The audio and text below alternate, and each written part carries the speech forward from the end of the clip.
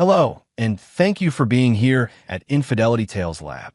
Your presence makes sharing these stories worthwhile. Tell us, where are you tuning in from today? Big city? Small town? Share with us in the comments. Now, let's dive into today's story.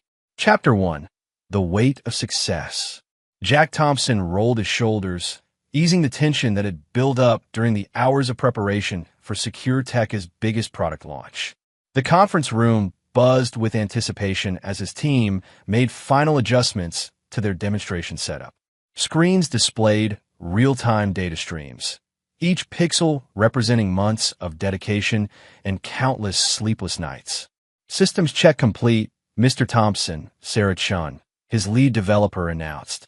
Her fingers danced across the keyboard, running through the final diagnostic tests. The neural network is responding perfectly to all test scenarios. Jack nodded, adjusting his navy blazer. At 38, he carried himself with the quiet confidence of someone who had built something remarkable from nothing. Secure Tech wasn't just a company. It was his legacy, a testament to his belief that technology could make the digital world safer for everyone. The boardroom filled with investors, tech journalists, and industry leaders. Jack caught his reflection in one of the screens.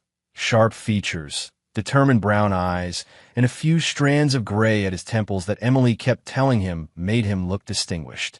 Emily. His wife's increasing emotional distance nagged at him, but he pushed the thought aside. Today wasn't about personal matters. Ladies and gentlemen, Jack began, his voice steady and assured. Today, we're not just launching a product. We're revolutionizing cybersecurity as we know it. He gestured to the main screen, where their new software sprang to life. Predict Shield doesn't just react to threats, it anticipates them. The demonstration unfolded flawlessly. The software identified and neutralized simulated cyber attacks before they could breach the system, drawing gasps and murmurs of appreciation from the audience. Jack's team had created something extraordinary, and he felt a surge of pride as he watched their months of work validate itself in real time. As you can see, Jack continued, moving through the presentation with practiced ease. Predict Shield uses advanced machine learning algorithms to analyze patterns in network traffic, identifying potential threats before they can execute their payload. Marcus Rodriguez, his head of marketing, beamed from the side of the room. They'd worked together since Secure Tech's early days, when the company operated out of Jack's garage. The press is eating this up, he whispered during a brief pause. Bloomberg's already running with the story. After the presentation, congratulations poured in. Jack shook hands, answered questions, and accepted praise with genuine humility. A young developer from his team approached, practically vibrating with excitement. Mr. Thompson, that was incredible. The developer's enthusiasm reminded Jack of himself at that age. The way Predict Shield handled that complex attack vector in the third demonstration, I've never seen anything like it. Jack smiled, placing a hand on the young man's shoulder. This is just the beginning. We're making the digital world safer, one innovation at a time. You're a legend, Jack, another employee chimed in. Secure Tech wouldn't be here without you. The praise was gratifying, but Jack's thoughts drifted to Emily again. He pulled out his phone, hoping to see a message from her. Nothing. She hadn't even asked how the presentation went.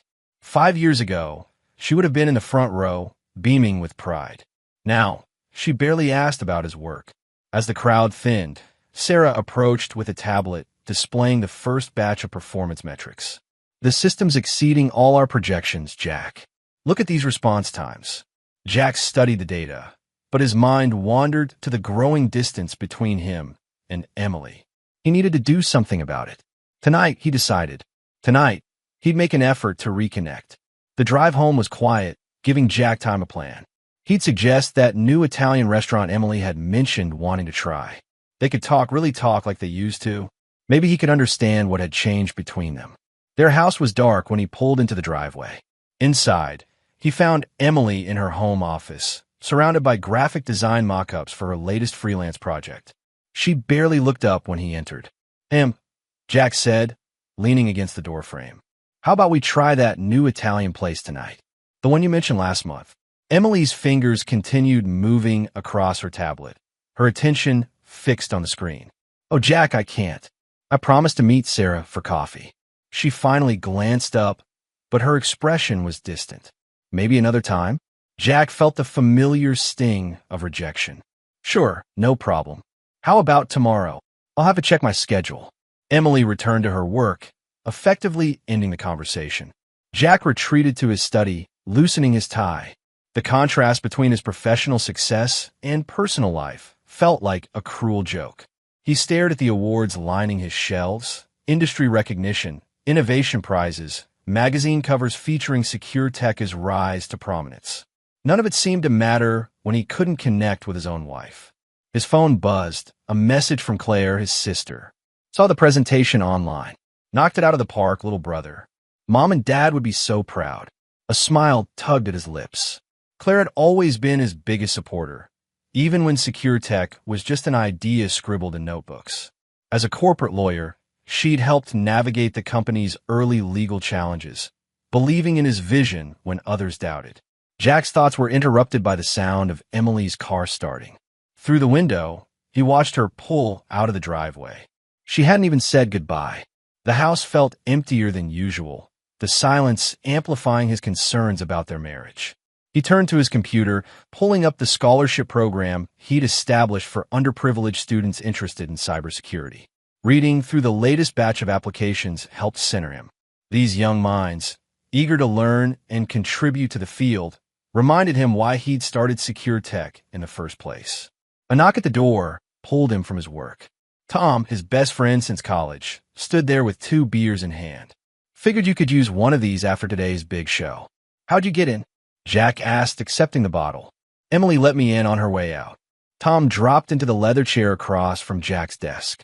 "Saw the presentation online. Pretty impressive stuff, man." Jack took a long drink. "Thanks. The team really outdid themselves." "Yeah, but something's eating at you." Tom leaned forward, his expression serious. "Is it Emily? Am I that obvious?" "Only to someone who's known you 20 years. Tom set his beer down. "You need to talk to her, man. Something's not right." Jack sighed, running a hand through his hair. "I know. She's different lately. Distant. Always has somewhere else to be.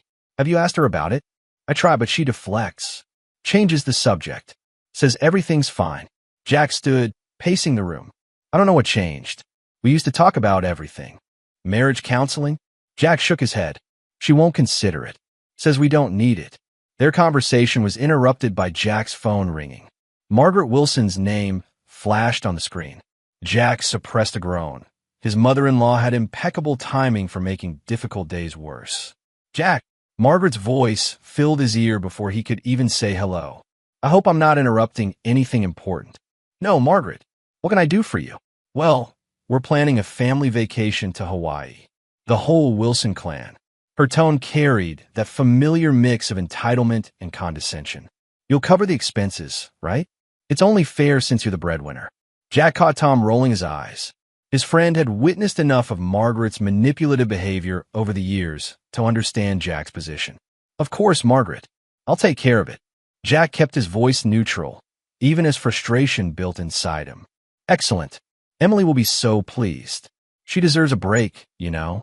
All that freelance work must be exhausting." After ending the call, Jack slumped in his chair. "Sometimes I think Margaret sees me as nothing but a walking checkbook." "That's because she does," Tom said bluntly. "She's always been like that, man. Remember when she tried to convince Emily not to marry you because you were just a startup founder back then?" Jack remembered all too well. Margaret had never approved of him, despite, or perhaps because of, his success. She came from old money and viewed self-made people like Jack with barely concealed disdain. Later that night, after Tom left and Emily still hadn't returned, Jack sat alone in his office. Photos on his desk captured happier times. His wedding day, the opening of Secure Tech's first real office, vacation snapshots from before things changed. He traced Emily's smile in one of the pictures, trying to pinpoint when that genuine joy had faded from their relationship. His childhood memories surfaced, growing up in a modest household, watching his parents work multiple jobs to make ends meet. They'd taught him the value of hard work and integrity, lessons that guided him through college and the challenging early days of Secure Tech. Emily had been there for much of that journey, supporting his dreams despite her privileged background. But lately, she seemed more influenced by Margaret's materialistic values. The clothes, expensive spa treatments, lavish parties, all things Margaret insisted were essential for maintaining their social standing. Jack had never cared about such things, preferring to focus on making a real difference in the world. His phone buzzed again, Claire checking in. Just wanted to make sure you're not working too late. The scholarship program can wait until tomorrow. Jack smiled at his sister's concern. Just thinking, Claire. Thanks for having my back today. Always will, little brother. You're doing good, Jack. Don't let the stress get to you. As midnight approached, Jack heard Emily's car in the driveway. She entered quietly, probably assuming he was asleep. He considered going downstairs, trying once more to talk to her, but something held him back. The late nights, the secretive phone calls, the emotional distance. It all pointed to something he wasn't ready to confront. Instead, he pulled up the Hawaii vacation details on his laptop. If Emily needed this trip to be happy, he'd make it happen. But something in his gut told him to pay attention, to watch carefully. Maybe the tropical paradise would reveal what was really happening in his marriage. Jack closed his laptop and stood by the window, looking out at the city lights. He'd built secure tech from nothing, protected countless people from cyber threats, helped students achieve their dreams through his scholarship program. Yet here he was, unable to protect what mattered most, his marriage. Tomorrow would bring new challenges at Secure Tech, more innovations to develop, more lives to impact. But tonight, in the quiet of his study, Jack Thompson resolved to uncover the truth about his wife's changed behavior, whatever the cost. Chapter 2. The Hawaiian Tipping Point. The Maui breeze carried the scent of plumeria as Jack watched the Wilson family descend upon the Four Seasons resort like a well-dressed hurricane. Margaret led the charge, luggage trailing behind her, while Emily hung back, focused on her phone as usual. Jack observed them all with newfound awareness, noting every interaction, every whispered conversation. "Your suite is ready, Mr. Thompson," the concierge announced, handling their check-in with practiced efficiency. "We've arranged everything according to Mrs. Wilson's extensive requests." Jack caught the slight hesitation in the concierge's voice and couldn't blame him. Margaret had spent the past week bombarding the hotel with demands. Specific room locations, particular brands of champagne, precise thread counts for the linens. Money was no object, she'd insisted, knowing full well it wasn't her money being spent. "The presidential suite looks adequate," Margaret declared, surveying their accommodations with a critical eye. "Though I expected the ocean view to be more prominent." She turned to Jack, her expression a practiced mix of disappointment and expectation. "Perhaps you could speak to management about an upgrade?" Before Jack could respond, Emily chimed in without looking up from her phone. "Mom, please. The suite is beautiful." Her words defended Jack, but her tone carried no warmth, no real connection to the conversation. Jack busied himself unpacking, watching Margaret immediately begin planning their activities. "We simply must book the private helicopter tour," she announced, flipping through a glossy resort brochure. "An exclusive sunset cruise. Oh, and the spa's royal treatment package looks divine." Emily finally looked up from her phone, a slight flush coloring her cheeks. "Those all sound wonderful, Mom." Jack noticed her reaction, filing it away with other recent observations. Who was she texting so intently? Why did she seem nervous whenever she put her phone down? The first few days fell into a pattern. Margaret orchestrated increasingly expensive excursions. Emily remained distracted and distant, and Jack watched it all with growing suspicion. He noticed how Emily would disappear for long phone calls, always returning with flimsy excuses about work emergencies that didn't quite add up. During a private dinner at the resort's most exclusive restaurant, the situation came to a head. Margaret reached across the table, manicured fingers extended toward Jack's wallet, which he'd placed beside his plate. "We'll be using your credit card for this trip," she declared, as if announcing the weather. Emily smiled, a gesture that didn't reach her eyes. "Hope you don't mind." Jack maintained his composure. Even his anger simmered beneath the surface. He pulled out his phone, displaying a notification he'd arranged with his bank. Then you'll love this message from a bank. Margaret's eyes widened in horror as she read. Card declined due to suspicious activity. What? She screeched, drawing looks from nearby diners. How are we going to pay for everything? Jack kept his voice level, watching their reactions carefully. Don't worry, Margaret. It's just a security measure. I have other cards. He stood, straightening his jacket. Let me step outside and call the bank. Instead of making the call, Jack positioned himself near the restaurant's terrace, where he could observe the table through the glass doors. Margaret immediately huddled close to Emily, their expressions a mix of panic and anger. Jack didn't need to hear their words to understand the conversation. He'd seen enough similar exchanges lately. Tom, who had joined the trip at Jack's request, appeared beside him, testing them. Needed to see how they'd react, Jack confirmed, his suspicions deepening. Did you notice how quickly they panicked? Not about the dinner bill, but about the whole trip's expenses. They're using you, man. Tom's usual laid-back demeanor hardened. Have been for a while, from what I've seen. Jack nodded, his jaw tight. Margaret's always been manipulative, but Emily, she used to be different. Used to see through her mother's materialism. Inside, Margaret was now furiously typing on her phone, probably trying to access her own emergency funds. Funds Jack knew were largely depleted from her last few essential shopping sprees. Emily sat quietly, still checking her phone at regular intervals. Want me to have Claire look into their financials? Tom offered. She's got contacts who could. Not yet. Jack interrupted. I need to understand the full picture first. They returned to the table, where Jack smoothly produced another credit card. All sorted, he announced. Just a routine security check. The bank's being extra cautious with international charges. Margaret's relief was palpable, though she tried to mask it with indignation. Well, they should have warned you.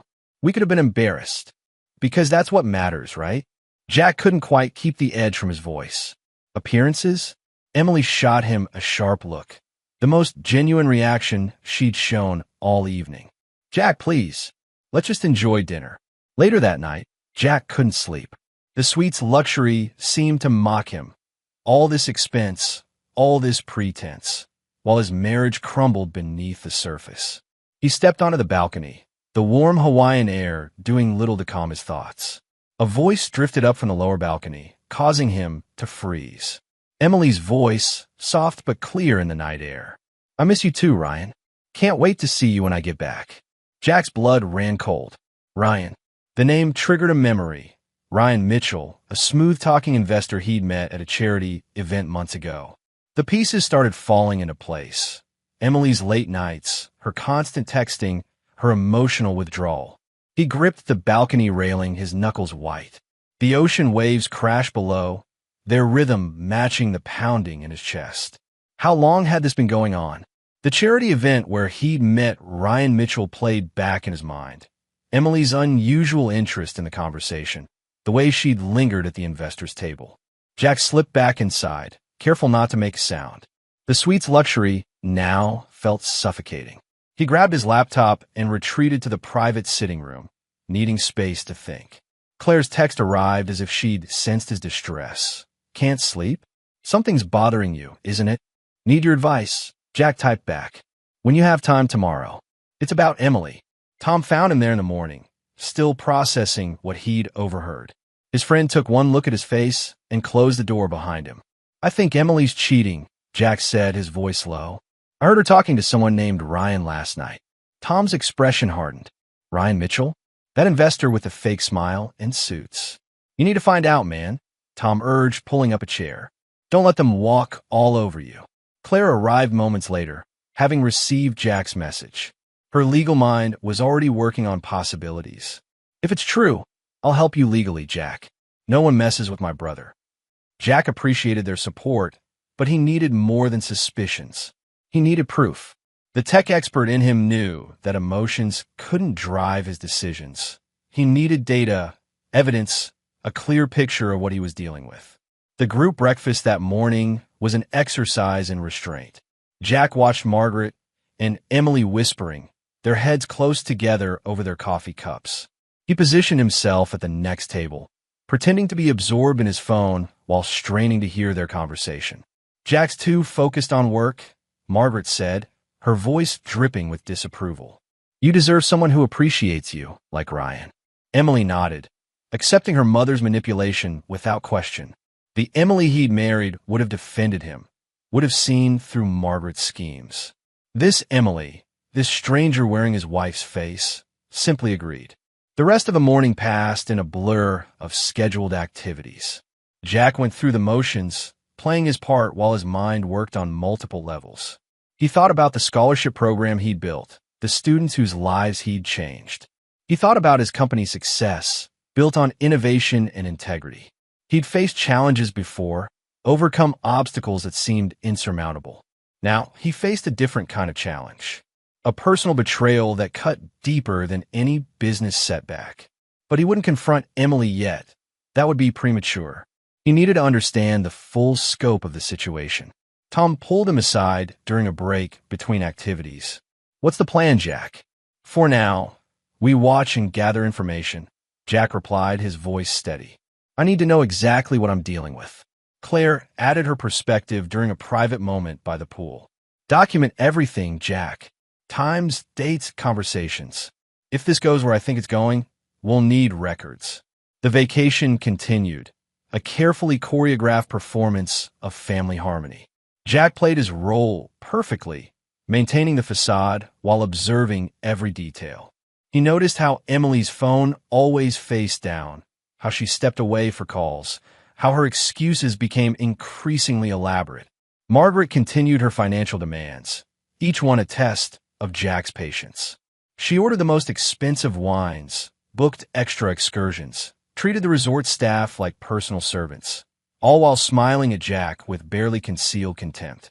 On their final night in Hawaii, Jack sat alone on his balcony, looking out at the same view that had revealed his wife's betrayal. The pieces of his life lay before him like a complex puzzle. His successful company, his philanthropic work, his marriage built on what he now realized were shifting sands. He thought about his parents, their modest life filled with love and integrity. They'd taught him to work hard, to help others, to stand up for what was right. Now he would need those lessons more than ever. Tom found him there, offering silent support. "Whatever you need, buddy. We've got your back." "I know," Jack said, his decision crystallizing. "And I'm going to need it. This isn't just about Emily's betrayal anymore. It's about standing up for myself, for everything I've built." Claire joined them, her legal pad already filled with notes. "We'll handle this right, Jack. No rushed decisions, no emotional reactions. We'll get the truth, and then we'll decide how to proceed." As the Hawaiian sun set on their last evening, Jack Thompson felt a strange sense of clarity. He'd come to paradise seeking answers, and he'd found them, though not the ones he'd hoped for. His wife was having an affair, his mother-in-law was manipulating them both, and his marriage was built on a foundation of lies. But he was Jack Thompson, the man who'd built secure tech from nothing, who'd helped countless students achieve their dreams, who'd faced down corporate giants and won. He would handle this situation with the same strategic thinking and determination that had made him successful. The flight home loomed ahead, but Jack was ready. He had his siblings' support, a clear mind, and a growing resolve. Let Emily keep her secrets for now. Let Margaret play her games. Jack would bide his time, gather his evidence, and when the moment was right, he would act. As they packed for their return journey, Jack caught Emily watching him with an unreadable expression. For a moment, he saw a flicker of the woman he'd married, or perhaps just a ghost of what he'd thought she was. Either way, it was too late. The trust was broken, the damage done. Tom helped him load the last of the luggage, understanding in his eyes. "Ready to head back?" "More than ready," Jack replied, his voice firm. Time to face reality. The Hawaiian paradise had served its purpose, though not the one intended. Instead of a family vacation, it had become the catalyst for truth, the moment when illusions shattered and reality emerged. Jack Thompson boarded the plane home a changed man, not broken, but stronger, clearer in his purpose, and determined to handle what lay ahead on his own terms. Chapter 4. The Seeds of Doubt. The Secure Tech office hummed with activity as Jack installed the final components of his surveillance system. The same technology that protected corporations from cyber threats would now reveal the truth about his wife's betrayal. His fingers moved across the keyboard, each keystroke bringing him closer to undeniable proof. The tracking software's ready, Sarachin reported, unaware of its true purpose. The detection algorithms are running at optimal efficiency. Jack nodded, his expression neutral. Good work, Sarah. Let's run a final diagnostic. In his car, the listening devices blended seamlessly with the existing electronics. The home system was equally sophisticated, a network of hidden microphones and cameras that would catch what Emily thought were private conversations. Jack had become the predator instead of the prey, and his tech expertise was his weapon. The first recording came through that evening. Emily's voice filled his office, clear and damning. Once we divorce Jack, we'll live off his money. Ryan's laughter followed, rich with arrogance. He's clueless. We'll bleed him dry. Jack's hands curled into fists, but his mind remained sharp. Each word they spoke was evidence, ammunition for the battle ahead. He played the recording for Claire, who took detailed notes. This is good, she said, her legal training evident in her analysis. But we need more. Keep gathering evidence. Tom arrived with coffee, his presence a steady support. You're handling this better than I would, man. I'd have confronted them already. Patience, Jack replied, pulling up another audio file. Listen to this. Margaret's voice emerged from the speakers. Ryan's a better match, Emily. Jack's too boring for you. The manipulation runs deep, Claire observed, adding to her notes. Margaret's been pushing this agenda for months. Jack leaned back, his mind working through multiple scenarios. They think I'm predictable, safe. They're counting on me, following their script. So change the game, Tom suggested, understanding in his eyes. Jack's plan took shape gradually, each piece carefully considered. He began by creating a series of fake text messages and emails, using secure tech as advanced spoofing technology. To Emily, messages appeared from Ryan, hinting at another woman.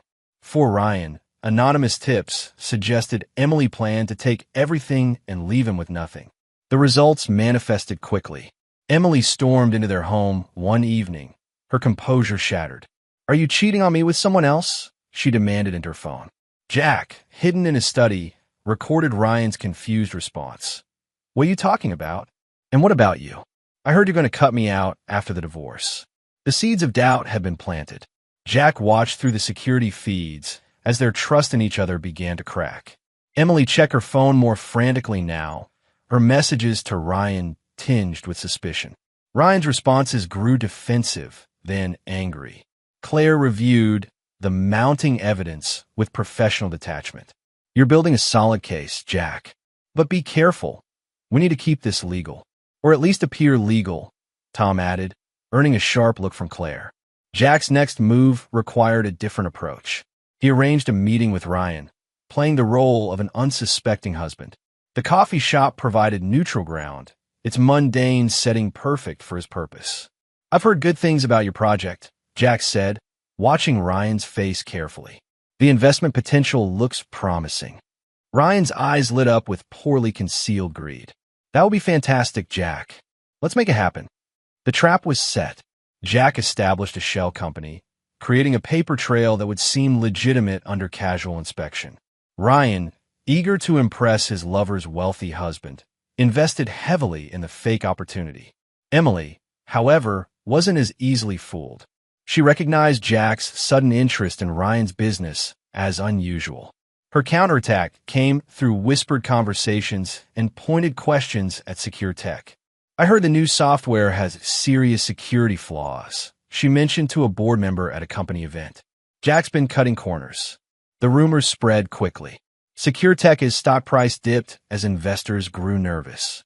Employees whispered in break rooms, wondering if their visionary leader had lost his touch. She's trying to ruin me, Jack told Claire during an emergency meeting, spreading lies about my company. Claire's response was immediate and practical. She's desperate, Jack. We'll fix this. I'll handle the legal side. Jack had anticipated this move. He released comprehensive documentation of SecureTech's financials and security protocols, demonstrating the company's solid foundation. The stock price rebounded stronger than before, and employee loyalty deepened. "You've got them running scared," Tom observed, watching the security feeds with Jack. "What's your next play?" Jack's answer was interrupted by a call from Margaret. "Jack, dear, about the country club membership." "Not now, Margaret." Jack cut her off, his voice carrying an edge that made her pause. "I'm dealing with some important business matters." The silence that followed was telling. Margaret, unused to being dismissed, struggled to respond. "Well, we'll discuss it later." After ending the call, Jack turned to his friends. "They think they're playing chess, but they don't realize I've changed the game entirely." Tom nodded, understanding. "They're still thinking moves ahead, but you're playing a different board." "Exactly," Jack agreed, pulling up new data on his screens. "And they won't realize their mistake until it's too late." In the following days, Jack's plan accelerated. He used SecureTech's resources to monitor Emily and Ryan's every communication, building a comprehensive picture of their betrayal. Each piece of evidence was carefully cataloged, each interaction analyzed for potential leverage. Sarachin noticed her boss's increased focus. "You're spending a lot of time on these new security protocols, Mr. Thompson." "The best defense is a perfect defense, Sarah," Jack replied, the double meaning clear to him alone. Claire arrived with updates from her legal team. "We've documented everything, Jack. The affair, the financial manipulation, Margaret's involvement. When you're ready to move, we'll have an airtight case." "Not yet," Jack said, watching Emily's car pull into their driveway through the security feed. "Let them think they're winning. It'll make their fall harder." Tom, sprawled in his usual chair, raised an eyebrow. "You're enjoying this, aren't you?" "Not enjoying," Jack corrected, his expression grim. "But I won't deny feeling satisfied watching their plan unravel." The evidence mounted as days passed. Emily's late-night calls to Ryan grew more frequent, their content more revealing. Margaret's attempts to manipulate the situation became increasingly desperate. And through it all, Jack watched, recorded, and planned. "She's underestimated me," Jack said to Tom as they reviewed new footage. "Now it's time to tighten the noose." Chapter 5: Escalating Tensions. The first cracks in Emily and Ryan's relationship appeared exactly as Jack had planned. His carefully crafted disinformation campaign bore fruit as Emily discovered evidence of Ryan's infidelity. Photos Jack had doctored using SecureTech as advanced software. Their argument echoed through Jack's surveillance system. "You're a liar, Ryan," Emily shouted into her phone. "You're the one planning to leave me." Ryan's response crackled with static and fury. "Me? What about those bank transfers you've been hiding? Planning your escape with Jack's money." Jack watched the feed from his office, noting how Emily's composure cracked. The forged documents he'd planted, suggesting she was secretly draining their accounts, had hit their mark. "They're turning on each other," Claire observed, reviewing the transcripts. "But be careful, Jack. This has to look natural." Tom lounged nearby, his casual posture belying his attention to detail. "Ryan's getting desperate. He might try something stupid." Jack's prediction proved accurate. That night, SecureTech's security system detected an attempted breach. Ryan, losing money and patience, tried to hack into the company's servers. "Amateur," Sarachin reported, tracking the attack. "He's using basic penetration tools, nothing sophisticated."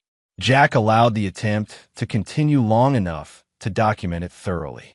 "Let him think he's getting somewhere. We'll use this later."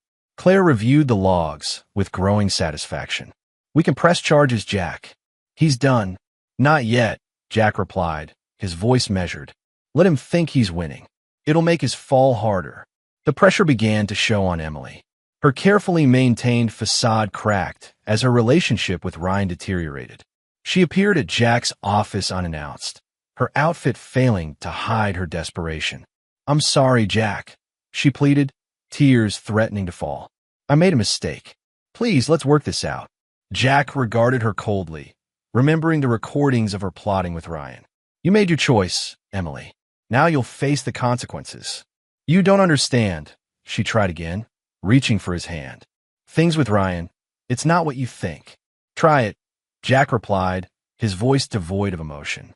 You'll regret it. Emily's face hardened, her vulnerability replaced by anger. You think you know everything, don't you? You're not the only one with secrets, Jack. She stormed out, leaving Jack to consider her threat.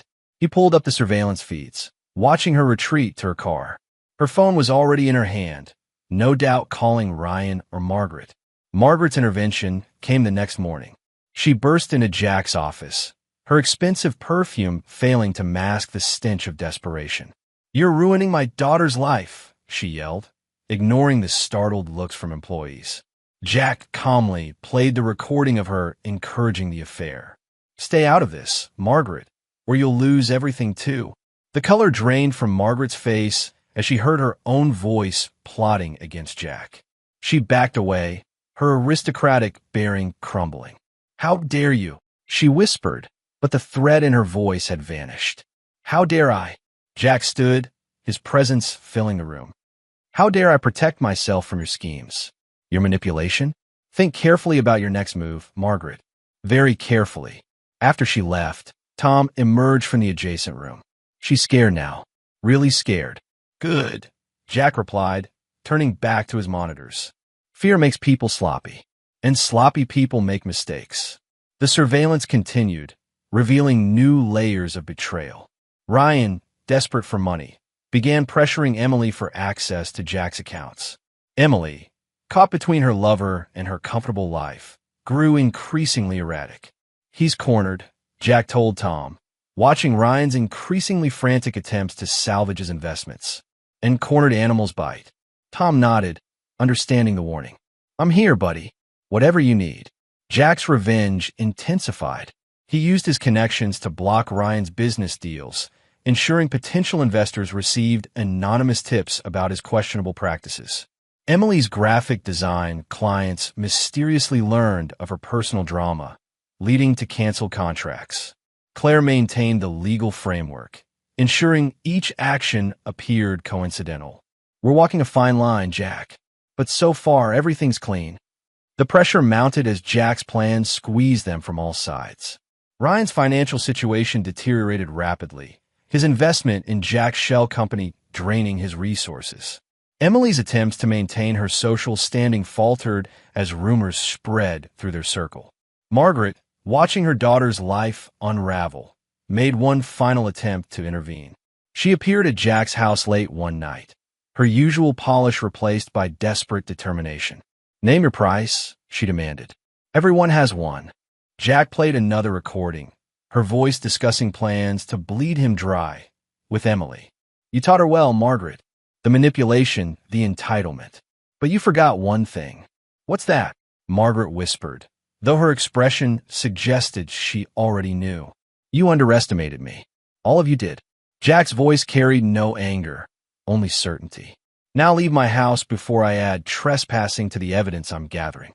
As Margaret's car disappeared into the night, Tom appeared with his usual impeccable timing. "Want to follow her?" "No need," Jack replied, pulling up the tracking data on his laptop. "We know exactly where she's going." The next phase would require perfect timing. Jack had the evidence, the leverage, and the means to destroy them all. But revenge, he knew, was a dish best served. "They're about to learn," he told Tom, "exactly what happens when you betray Jack Thompson." Claire arrived with fresh legal documents. "Everything's in place, Jack. When you're ready to move, they won't know what hit them." Jack nodded, his expression resolute. The end game was approaching, and he would ensure they felt the full weight of their choices. Emily's betrayal, Ryan's greed, Margaret's manipulation, all would be answered for, systematically and completely. "Let them think they still have a chance," he said, watching the security feeds. "The trap is set. Now we wait for them to walk right into it." Chapter 6, The Breaking Point. The collapse of Ryan's financial world came. His investment portfolio, centered around Jack's fake opportunity, crumbled like a house of cards. Creditors descended, freezing accounts and demanding immediate payment. "You dragged me into this mess," Ryan shouted at Emily during a meeting Jack observed through his surveillance network. "You said he'd never figure it out." Emily, her composure shattered, fought back. "You're the one who wanted Jack's money. Don't blame me for your failures.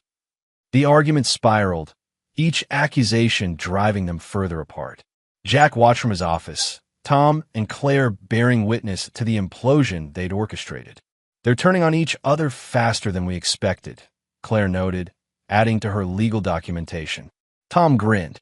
Amazing what money problems do to a relationship built on greed. Emily appeared at Jack's office the next day, her outfit unable to hide her desperation. Just give me enough to start over, she begged. I'll sign whatever you want. Jack's laugh carried no humor. You think you deserve anything? You'll get nothing, Emily. Nothing. Her face contorted with rage. You can't do this to me. I'll tell everyone about your secrets, your dirty dealings. Try it, Jack replied calmly. See how that works out for you. Emily stormed out, but Jack knew her next move before she made it. The security cameras caught her approaching his car that evening, tools in hand. Tom stepped out of the shadows, phone recording. You're done, Emily, Tom said, calling the police. Jack sends his regards. The media coverage began the next day. Anonymous sources leaked photos of Emily and Ryan's affair, their secret meetings now public knowledge. Social media exploded with speculation, their reputations shredding in real time. Margaret's desperate attempt to salvage the situation backfired spectacularly. I never approved of this, she claimed to their social circle, disowning Emily in a bid to save her own standing.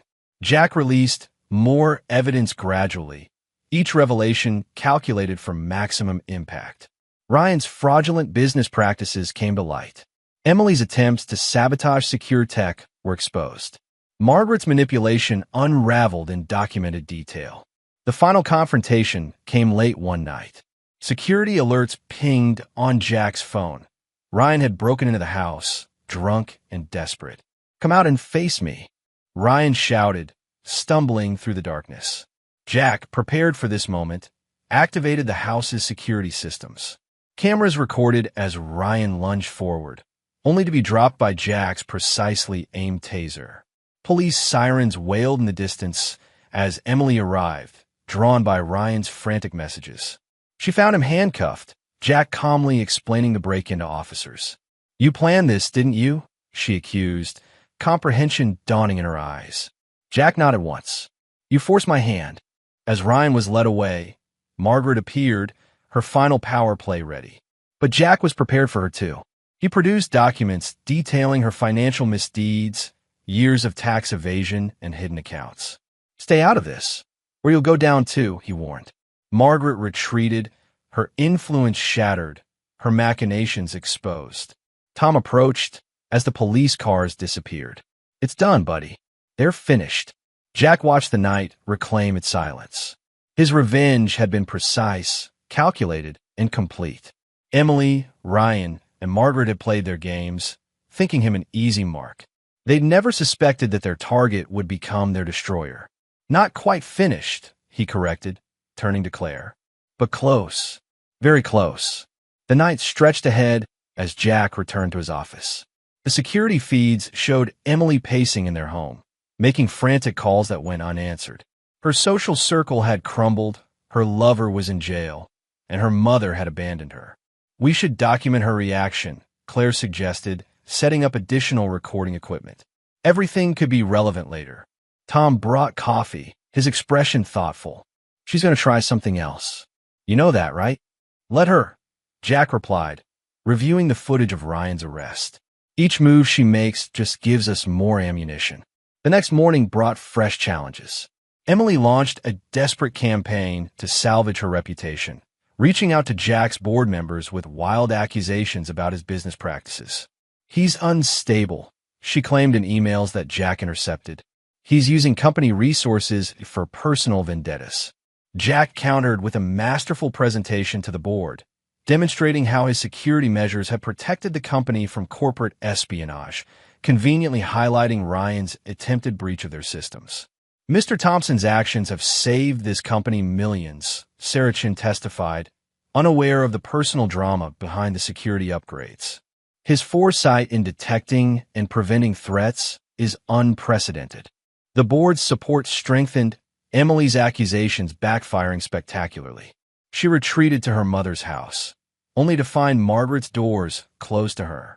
"You've ruined everything," Margaret spat through the intercom, Jack's surveillance catching every word. "I can't be associated with this scandal." Claire reviewed the mounting evidence with professional satisfaction. The pressure's getting to them. They're making mistakes. More than mistakes, Tom added, replaying footage of Emily's attempted car sabotage. They're self-destructing. Jack's phone buzzed with updates throughout the day. Ryan's lawyer attempted to negotiate, offering information in exchange for leniency. Margaret's social circle imploded as more of her manipulations came to light. Emily's design clients canceled contracts en masse. "Your reputation's actually improving through this," Claire noted, showing Jack the latest media coverage. The wronged husband who protected his company from corporate theft. The narrative twisted perfectly to Jack's advantage. His employees rallied around him, productivity soaring as they worked to prove their loyalty. The stock price climbed higher, investors impressed by SecureTech's robust security measures. "You've turned their attack into an advantage," Tom observed, watching the company's value tick upward. "Pretty impressive, man." Jack allowed himself a moment of satisfaction. "They thought they could use my success against me. They never understood what made me successful in the first place." The evening brought one final confrontation. Emily appeared at his office, mascara streaked across her face, clutching printed emails and photos. "I'll expose everything," she threatened, waving the papers. "Every dirty deal, every secret meeting." Jack remained seated, calm in the face of her hysteria. "You mean these deals?" He pulled up documentation on his screen, showing legitimate business transactions and board-approved decisions. "Were these meetings?" Security footage appeared, showing normal corporate operations. "That's not. I had proof," Emily stammered, her ammunition dissolving. "No, Emily. You had assumptions. Guesses. The desperate lies of a man trying to steal what I built." Jack stood slowly. "Ryan fed you what you wanted to hear, and you believe him because it fit your narrative. The narrative your mother helped create." Emily's composure cracked entirely. "I never meant. It wasn't supposed to." "Get out of my office," Jack said quietly. "You've lost. Accept it." As she fled, Tom emerged from the shadows. "Think she's finally got the message?" "She has no choice now." Jack turned back to his monitors, watching Emily's car speed away. "They've lost everything they tried to take from me. Their reputations, their social standing, their financial security."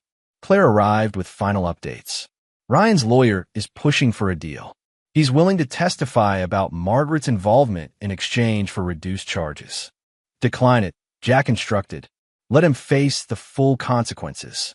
Margaret will get what's coming to her without his help." The night deepened as they reviewed their victory. Emily had retreated to a cheap hotel.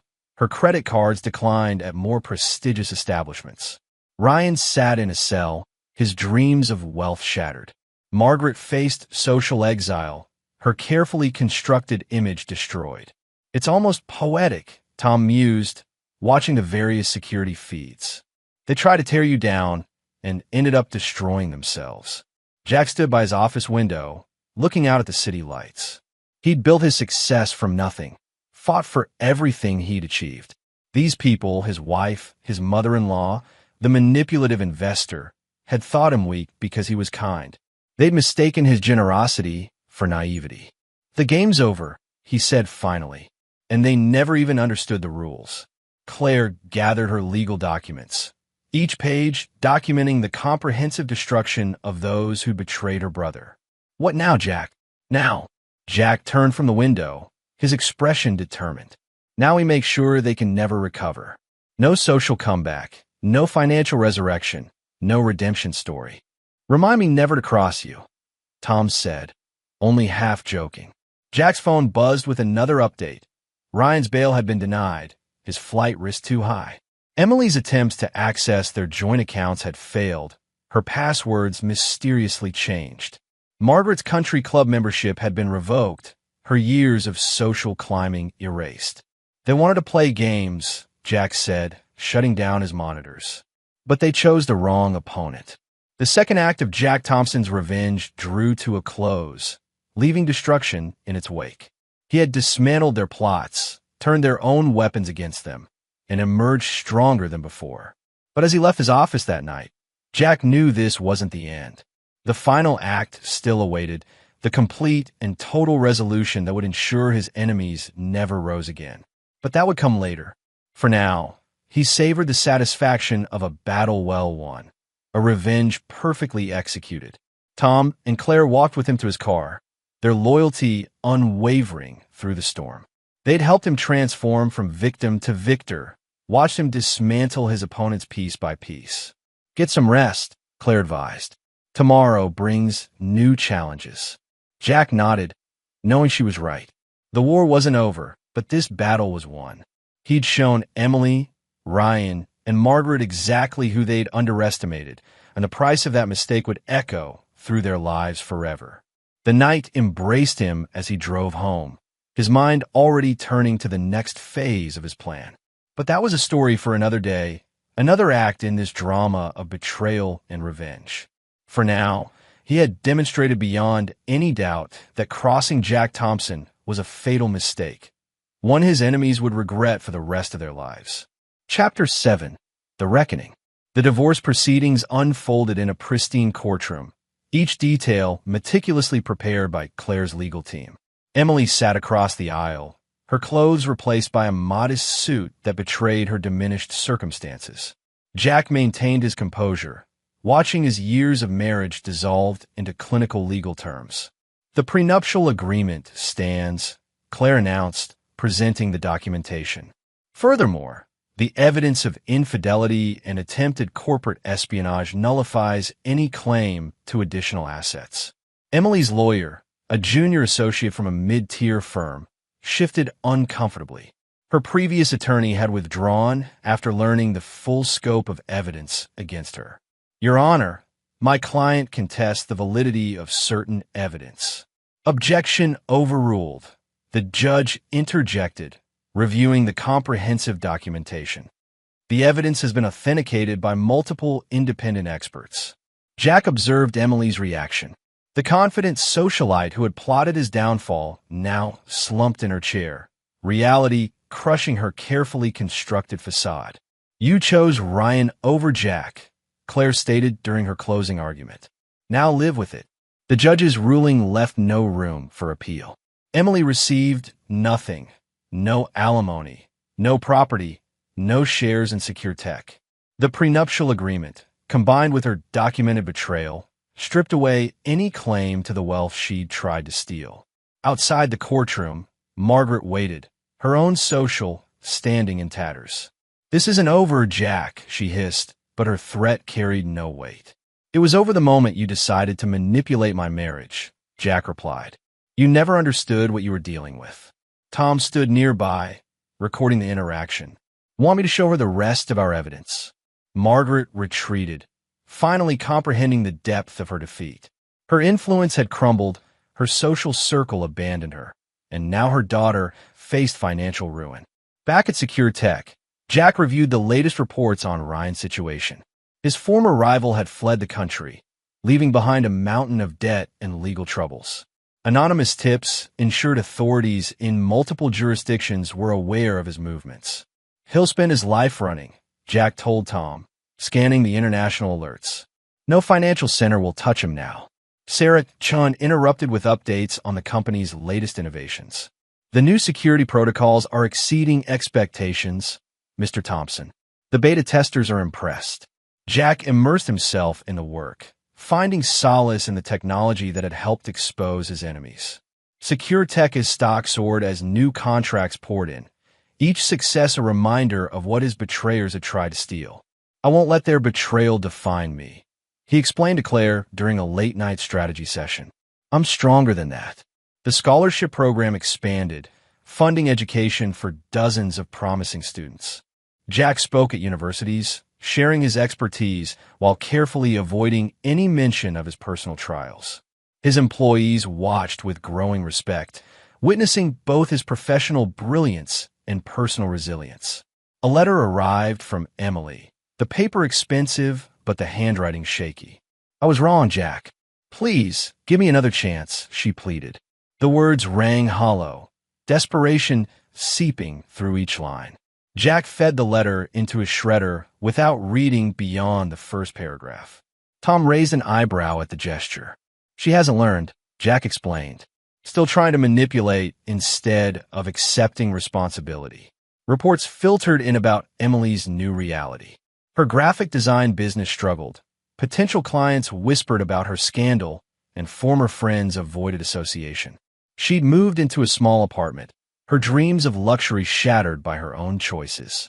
Margaret withdrew from society, her influence destroyed by the evidence Jack had gathered. The country club membership she'd prized was revoked, her social climbing revealed as a hollow pursuit.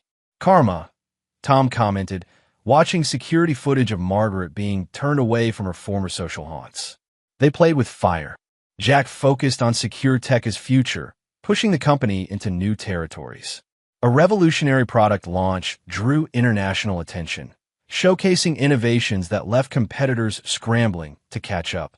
The stock options you offered meant more than money, Sarah Chun told him during a team celebration. They showed you believed in us. Claire monitored the legal aftermath, ensuring their enemies remained contained. No social comeback, no financial resurrection, she confirmed. They're finished, Jack. At a tech conference in Singapore, Jack delivered the keynote address. Journalists praised his vision, unaware of the personal battles behind his success. In the audience, Lisa Matthews took notes, her journalist's instincts sensing a deeper story. "You're an inspiration, Jack," she said afterward, introducing herself. "Not many people could come back from what you went through." Something in her direct gaze caught his attention. Unlike Emily's calculated charm, Lisa's interest seemed genuine, professional, but warm. "Would you like to discuss it over coffee?" he found himself asking. Chapter 8, The Aftermath. Jack's office at Secure Tech became a testament to his resilience. News articles highlighted the company's innovations, while private screens monitored his fallen enemies. He transformed from victim to victor, but the cost of that transformation weighed on him. "I won't forgive or forget," he told Tom during their regular strategy meeting. "But I won't let it consume me either." Reports of Emily's struggles provided a steady reminder of justice served.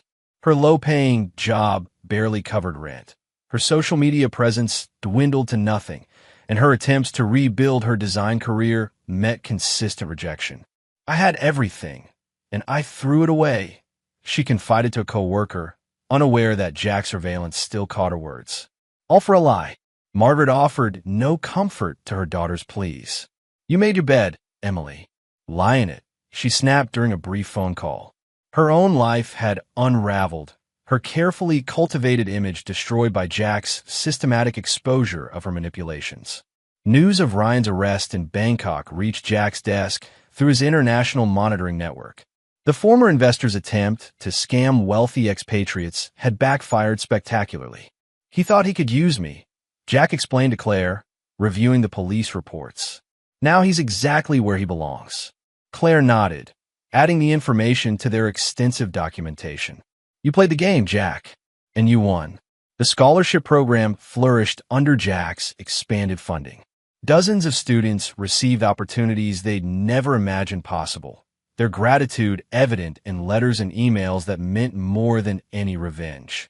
"Success isn't just about money," he told a group of young entrepreneurs during a mentoring session. "It's about integrity."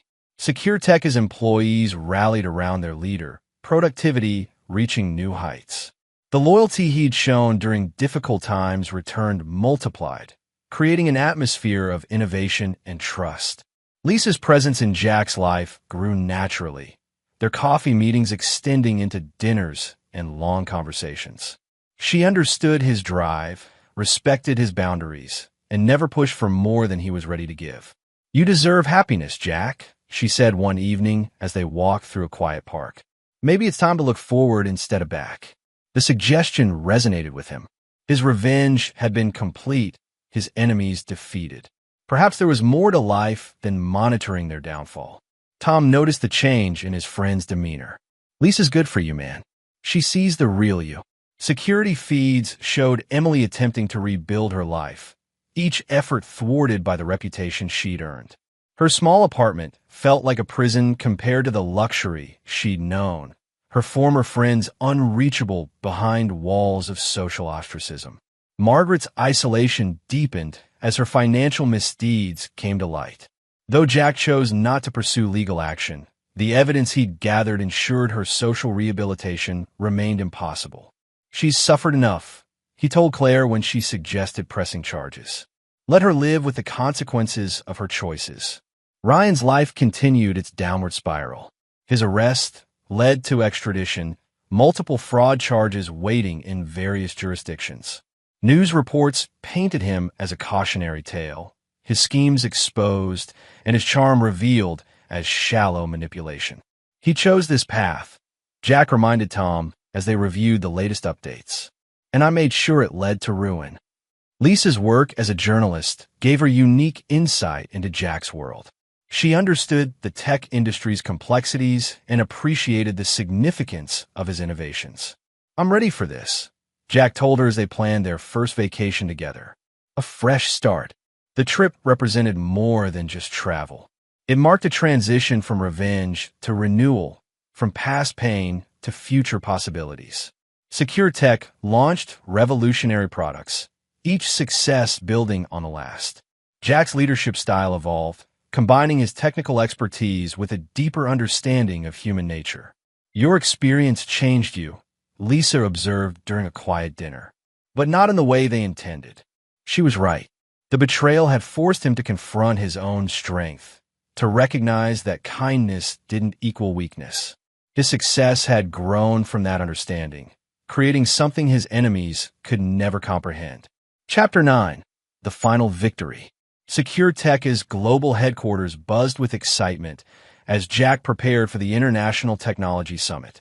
His company had revolutionized cybersecurity, saving countless businesses from digital threats while setting new industry standards. "The neural network's response time has doubled," Sarah Chin reported, pride evident in her voice. "Nobody else comes close to this level of protection." Jack's name had become synonymous with innovation and resilience. Awards lined his office walls, but he remained focused on pushing boundaries, exploring new possibilities. "I'm just one part of this," he said during his acceptance speech at a prestigious tech gala. "Success comes from building something larger than yourself." Claire watched from the audience, leaning close to Tom. "He's unstoppable now." The truth of that statement reflected in Secure Tech's market position. Competitors struggled to match their advancements, while Jack's team continued breaking new ground. Emily's attempts at redemption faltered against the walls of her past choices. Her small design business collapsed under the weight of her reputation, clients unwilling to risk association with her name. "I can't escape my past," she admitted to a sympathetic barista. Jack made sure of that. The barista, familiar with a widely publicized scandal, offered no comfort. "You heard him, Emily. What did you expect?" Margaret's withdrawal from society became complete as her remaining social connections dissolved. Her once powerful influence evaporated, leaving her alone with the consequences of her actions. Jack's success played on her television screen, a constant reminder of her catastrophic miscalculation. She'd underestimated him, assumed his kindness meant weakness, and paid the price for that mistake. Ryan faced justice in multiple countries, his international scams finally catching up with him. Prison sentences accumulated as authorities unraveled his complex web of fraud. A cautionary tale, financial newspapers declared, documenting his fall from grace. Jack reviewed the reports with detached interest, feeling no satisfaction in Ryan's destruction. The man had chosen his path, pursued greed over integrity, and found his own ruin. Lisa brought balance to Jack's life, her perspective helping him focus on future possibilities rather than past betrayals. Their relationship grew stronger, built on mutual respect and genuine understanding. "I'm here for it," she said simply when he suggested they move in together. "All of it." The decision felt right, a step toward something new rather than a retreat from something old. Their shared interests created natural connections, while their differences added depth to their bond. Secure Tech's innovations continued revolutionizing the industry. Jack's leadership style inspired loyalty, his example showing that success and integrity could coexist. "You've built something remarkable," Lisa observed during a company celebration. "Not just the technology, but the culture." She was right. The betrayal that could have destroyed him had instead forced growth, pushed him to excel in ways his enemies never imagined. The scholarship program expanded internationally, offering opportunities to students across the globe. Jack found particular satisfaction in reading their success stories, seeing dreams realized through education and determination. His enemies' attempts to destroy him had failed spectacularly, their own lives shattered by their choices. But Jack's focus had shifted from monitoring their downfall to building his future. "Ready for the next adventure?" Lisa asked as they boarded a plane for a well-earned vacation. Jack looked out the window, seeing not the past shadows but the future's possibilities. He'd faced betrayal, fought back, and emerged stronger.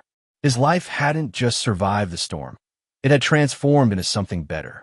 "More than ready," he replied, meaning it completely. The plane lifted into the sky, carrying them toward new horizons. Jack Thompson, once targeted for destruction, had rebuilt his life on his own terms. His success stood as testament to resilience, his happiness proof that the best revenge was not just surviving, but thriving.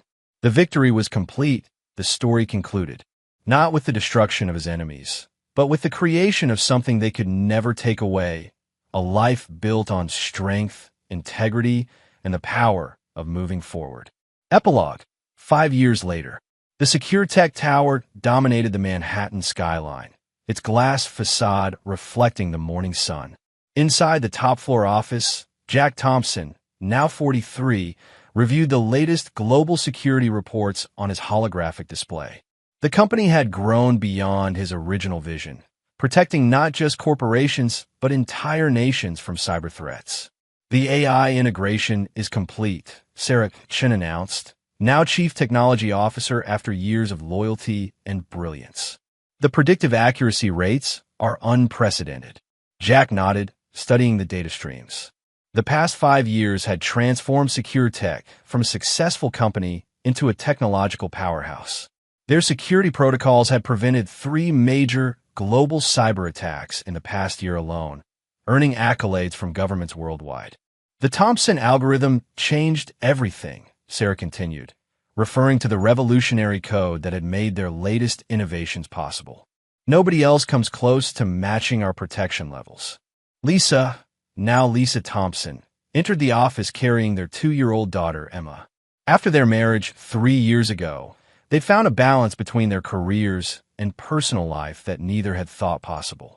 Lisa's journalism had evolved into writing influential books on technological innovation and corporate ethics, with Jack's story serving as a powerful case study. "Daddy!" Emma reached for Jack, her small hands grasping at the air. Jack took her, the simple action reminding him how much his life had changed. "The Foundation's annual gala is tonight," Lisa reminded him, straightening his tie. "The new scholarship recipients are excited to meet you." The Thompson Foundation had expanded far beyond its original scope. What started as a scholarship program now funded technological education worldwide, built innovation centers in developing countries, and supported promising startups. Jack found particular satisfaction in helping young entrepreneurs avoid the pitfalls he'd encountered. Claire arrived next, her legal expertise now focused on shaping international cybersecurity laws. "The EU just adopted our proposed framework," she announced. "It's official. SecureTech standards are going global." Tom lounged in his usual chair, though his casual demeanor belied his position as head of security operations. "Remember when we thought exposing a simple affair was complicated?" he joked, referring to the events that had changed their lives half a decade ago. Jack's thoughts briefly turned to his former enemies. The years had proven the thoroughness of his revenge, their lives permanently altered by their choices. Emily had never recovered her social or professional standing. Recent reports showed her working at a small graphic design firm in Milwaukee, her dreams of luxury permanently shattered. Her attempts to rebuild her reputation had failed, the internet's long memory ensuring potential clients always discovered her past. She tried reaching out again, Claire mentioned, pulling up a message on her tablet. Wanted to explain her side in some documentary about corporate scandals. Delete it, Jack replied, bouncing Emma on his knee. The past is past. Ryan Mitchell's story had become a cautionary tale in business schools. After serving 3 years in various prisons for fraud, he'd been released only to find himself unemployable in any financial capacity. Last reports placed him in South America, teaching English at a small language school, a far cry from his days of corporate manipulation. Margaret Wilson had perhaps suffered the most complete transformation. The once proud socialite now lived in a modest retirement community in Florida, her financial misdeeds and social machinations having cost her everything she valued. She occasionally appeared in social media posts, unrecognizable from the manipulative force she'd once been. The documentary people contacted her too, Tom added. She actually told them she had no comment. First smart decision she's made in years. Jack's attention returned to the present as Sarah presented the latest breakthrough in quantum encryption. The technology they developed had moved beyond simple corporate security, now protecting critical infrastructure and national defense systems. The NSA contract is just the beginning, Sarah explained, her excitement evident. Think global implementation within 2 years. The Thompson Foundation's headquarters occupied the building's lower floors, a constant stream of innovation and education flowing through its halls. Young developers, engineers, and entrepreneurs found mentorship and support, their dreams nurtured by the resources Jack had established. Lisa's latest book, Digital Renaissance: Innovation and Ethics in the Modern Age, had become required reading in business schools worldwide. Her investigation into corporate culture and technological innovation used secure tech's journey as a central case study, though she tactfully avoided the personal drama that had sparked their transformation. The Chinese translation just hit bestseller status, she mentioned, checking her phone. They're particularly interested in the chapters on ethical leadership. Claire's legal work had evolved to match Secure Tech's growth. She now headed a team specializing in international technology law, helping shape the frameworks that govern digital innovation. Her experience with Jack's case had given her unique insights into corporate manipulation and protection. Remember when we thought gathering evidence on a cheating spouse was challenging? She mused. Now we're dealing with state-sponsored cyber warfare. Tom's security division had grown into an elite force, training corporations and governments in advanced threat detection. The skills he developed during Jack's revenge serve a greater purpose, protecting institutions from both digital and physical threats. We're running simulations for the Pentagon next week, he reported. They're finally taking private sector innovation seriously. The day's meetings continued, each update demonstrating how far they'd come. Secure Tech's innovations had created thousands of jobs, protected countless institutions, and advanced technological understanding in ways Jack had never imagined during those dark days of personal betrayal. Emma played with her toys in the corner of the office, her presence a reminder of the future rather than the past. Jack watched her, seeing none of the manipulation and greed that had characterized his relationship with Emily. His daughter would grow up understanding the value of integrity, the importance of building rather than taking. The Tokyo office reports another breakthrough, Sarah announced, drawing Jack's attention back to business. The quantum neural network exceeded all benchmarks. The international expansion had been particularly satisfying. Secure Tech's influence now reached every major financial center, their protection extending to institutions Jack's enemies had once hoped to exploit. The irony wasn't lost on him. Their attempt to steal his success had only served to multiply it. Lisa touched his shoulder, understanding in her eyes. Time for the foundation meeting. The new grant recipients are waiting. The Thompson Foundation's meeting room filled with young faces, each representing the future of technological innovation. Jack studied them, remembering his own journey from ambitious entrepreneur to revenge-driven tactician to industry leader. Success isn't just about innovation, he told them, Emma now sleeping peacefully in Lisa's arms. It's about integrity, about building something that serves more than yourself. The lesson had come at a heavy price. but its value was evident in every aspect of his life now. The company thrived not through manipulation, but through genuine innovation. His marriage to Lisa was built on mutual respect and understanding, not social climbing and materialism. The foundation helped others achieve their dreams, turning personal success into widespread opportunity. Claire presented the latest expansion plans, including new innovation centers in developing nations. "We're not just funding education anymore," she explained. "We're creating entire technological ecosystems." Tom's security reports showed the broader impact of their work. Corporate espionage attempts had dropped significantly in sectors using secure tech as protocols. The systems Jack had developed to expose his betrayers now protected thousands from similar manipulation. The predictive algorithms are identifying potential threats before they materialize, he reported. "It's revolutionizing the entire security industry." Sarah's technical teams continued pushing boundaries, their innovations building on the foundation of Jack's original revenge-driven security measures. The technology that had exposed Emily and Ryan's betrayal had evolved into tools protecting global communications and financial systems.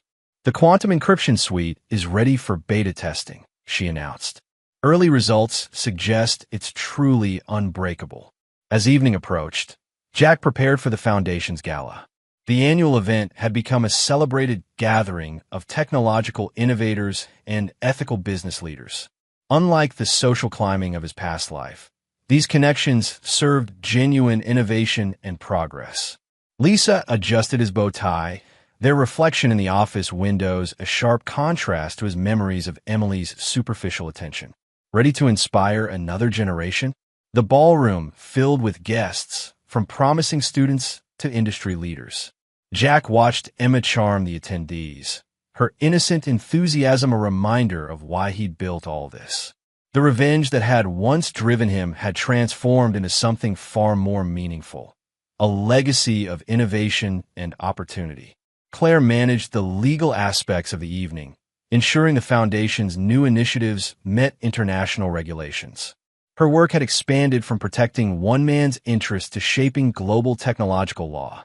The EU representatives are particularly interested in the ethical AI protocols, she mentioned between presentations.